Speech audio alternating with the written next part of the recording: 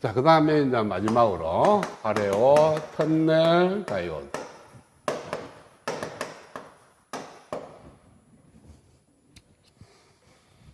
자, 터널 다이오드는 기본적인 일반적으로 다이오드하고 또 다르게 만듭니다. 그래서 앞에서 만드는 디제너레이터 세미컨덕터.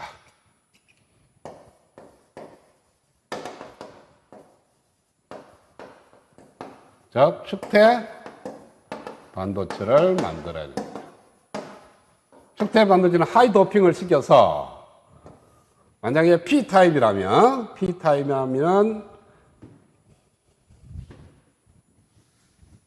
P타입 디제너레이터 세미컨덕터면 컨덕션 밴드가 있고 밸런스 밴드가 있으면 밸런스 밴드 아래에 페르미 레벨이 존재합니다. 그래서 여기까지는 전자가 차 있고 여기는 비어 있는 밸런스 밴드의 홀이 엄청나게 많이 있는 상태고요. N타입은 이번에는 반대로 컨덕션 밴드 위에 페르미 레벨이 존재하는 그러한 케이스입니다. 그래서 여기에 전자가 차 있는 그러한 케이스예요. 그래서 이와 같은 N타입 축대 반도체하고 P타입 축대 반도체를 갖다가 PN 정션을 하게 되면 페르미 레벨이 일정이 되니까 일정이 되고 여기가 밸런스 밴드가 있고 여기가 컨덕션 밴드가 있습니다. 그 다음에 여기가 컨덕션 밴드가 있고 여기가 밸런스 밴드가 있으니까 거의 뭐 직선으로 쓴다면 이런 모양으로 만들어져요. 여기 사실 곡선인데 워낙 좁으니까 여기서까지가. 그래서 여기는 전자가 차 있고 여기는 전자가 비어 있는 그런 상태예요. 그러면은 여기에 있는 전자가 이렇게 지나가려고 그러면은 배리어가 어떻게 느껴지냐면 여기 있는 전자는 이런 스타일의 배리어를 느껴져요. 그래서 이것이 배리어의 높이가 되고 여기에 폭이 됩니다. 이 장에서 뭐를 비웠냐면 터널링 하는 비율, 그러니까 터널링 비율을 구했는데 요 높이가 V0고 요 폭이 A라고 뒀을 때 터널링 되는 확률이 어디냐면 2의 마이너스 2K2A가 됐어요. 그때 K2는 H바분의 루트 2M V0 이렇게 만들어졌습니다. 그러니까 배리어의 높이가 높아질수록 K2가 증가하는 거니까 터널링 확률은 감소하고 폭 A가 증가하면 증가할수록 역시 확률이 감소합니다. 그래서 이와 같은 모양으로 됐을 때의 모양이고 지금 반으로 줄었으니까 뭐 정확하지는 않지만 반으로 2배로 넣는다라고 생각해도 무방한데요. 일단은 이런 펄스로 본다 하더라도 요 길이, 요 폭이 적고 이 높이가 요거밖에 안 되기 때문에 그 에너지 밴드갭밖에 안 되는 거니까 터널링이 쉽게 일어난다는 거예요.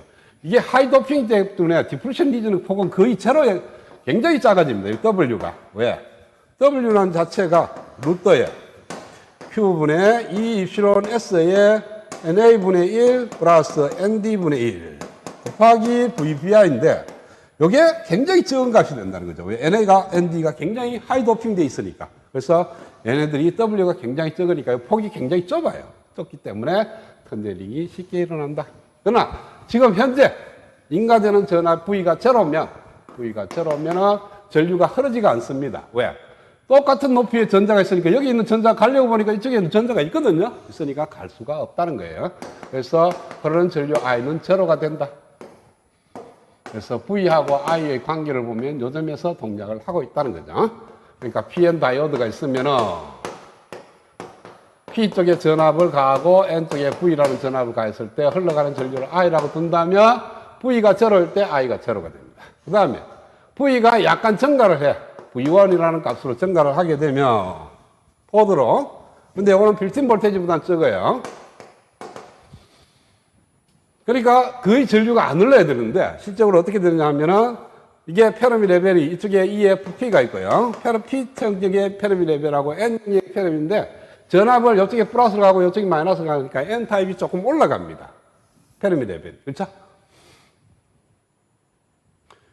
마이너스 쪽이니까 올라가는 거. 전자에 대한 거니까. 그래서 여기가 밸런스 밴드가 있고 여기가 컨덕션 밴드가 있고 여기가 컨덕션 밴드가 있고 컨덕션 밴드가 여기 있고 밸런스 밴드가 여기 있으니까 이런 스타일로 만들어지는 겁니다. 그러면은 여기가 전자가 차 있고 여기가 전자가 차 있어요. 그래서 여기 있는 전자가 터널링을 통해서 일로 갑니다. 가는데 그 크기는 어느 정도 하면 요 폭 정도가 돼.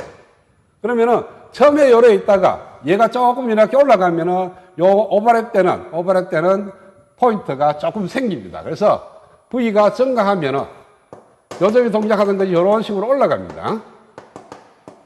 이런 식으로. V에 따라서 I 값이, 그러니까 이 값이 이렇게 올라가면 올라갈수록 이 모양이 처음에는 조금밖에 오버랩 안 되다가, 그 다음에 늘어났다가, 그 다음에 쭉 가서 얘가 얘 될 때까지. 그러니까 컨덕션 밴드가 이쪽에 있는 페르미 레벨하고 같아지면 뭐 돼요? 알지? 여기에 있는 컨덕션, 밸런스 밴드가 이쪽에 있는 컨덕션 밴드하고 같아지면은 이게 밸런스 밴드, 여기가 컨덕션 밴드예요. 페르미 레벨은 여기에 있고 여기에 있습니다. 그 다음에 컨덕션 밴드가 있고 여기가 컨덕션 밴드, 아니지. 여기가 컨덕션 밴드는 여기가 컨덕션 밴드는 페르미 레벨이 여기 있어야 되죠, 그렇죠? 여기에 있고 밸런스 밴드가 여기 있으면 여기 페르미 레벨이 여기 있어야 되고, 그 다음 컨덕션 밴드, 밸런스 밴드, 이런 스타일의 모양이 됩니다. 그러면은 여기 있는 차지, 여기 이렇게 차지 있으니까 여기 있는 전자 갈 수가 없어요. 그래서 이 상태가 전압은 가했는데 다시 전류가 제로가 됩니다. 그래서 처음에 이렇게 올라가다가 다시 이렇게 떨어져요. 떨어지고 그 다음에는 왜 되면 여기 있는 전자가 이런 식으로 넘어갑니다. 얘가 자꾸 올라가니까 실질적인 다이오드 모양처럼 올라가니까 이게 PN 다이오드의 전압 전류 특성이에요. 이런 스타일로 가는 것이에요. 근데 터널 다이오드는 이런 모양이 나온다는 거죠. 이렇게. 그래서 이 모양이 나온다. 터널 다이오드는. 그 다음에 역방향 바이오스를 가하면 어떻게 돼요? 이번에는 이쪽에 플러스를 가하고 이쪽에 마이너스를 가게 되면 N 채널이 내려옵니다. 이쪽에 페르미 레벨이 내려가게 되면 모양이 어떻게 돼요?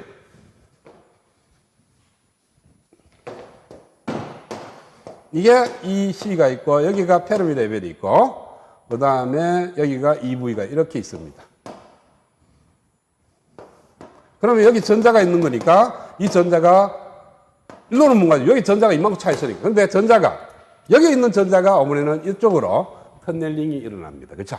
그래서 조금만 어머니 방향으로 내려가기만 하면은 P 영역에 있는 전자가 N 영역으로 넘어가기 때문에 이 마이너스 쪽은 그냥 바로 전류가 흐릅니다. 그래서 리버스 바이어스라는 게 없어요. 터널링 다이오드는. 그냥 내려가면은 그냥 쭉 전류가 흐릅니다. 즉, 진어 브레이크다운이 그냥 바로 일어난다는 거예요.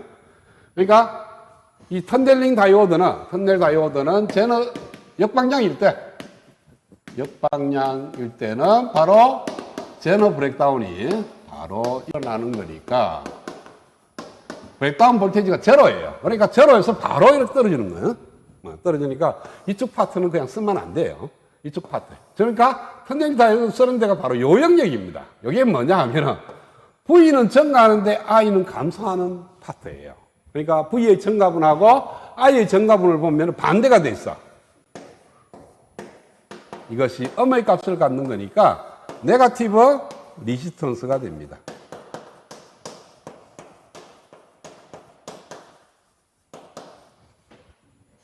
자, 네거티브 리지스턴스는 뭐 어떠냐면은 VS하고 이렇게 있으면은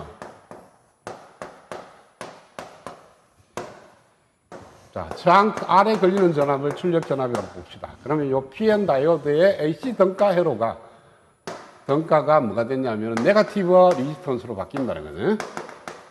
그러면 어떤 저항 성분 R이 있는데 R이 음의 값을 갖는다는 거예요. 그러면은 AC 등가로 그러면은 AC 신호 들어가게 되고 출력 R0에 걸리는 전압이 출력의 AC 신호가 됩니다. 따라서 V0는 이 식으로부터 R 플러스 스몰 R분의 라지 R 곱하기 VS가 되는데 얘가 네거티브예요.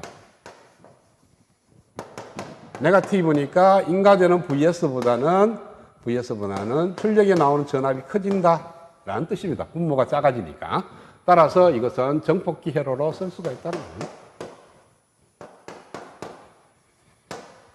이거는 4장에서 모빌리티를 얘기할 때 그때 전자의 속도가 전압이 증가하면서 속도는 감소하더라. 이건 네거티브 모빌리티인데 그거에 의해서 정폭기 네거티브 저항이 나오고 그걸로 인해서 정폭기 된다고 설명할 때하고 똑같은 원리입니다. 그래서 터널 다이오드는 네거티브 리지스턴스가 생겨서 이 네거티브 리지스턴에 의해서 회로를 꾸미게 되면은 정폭기 없이 다이오드로만으로 정폭기를 만들 수가 있다는 겁니다.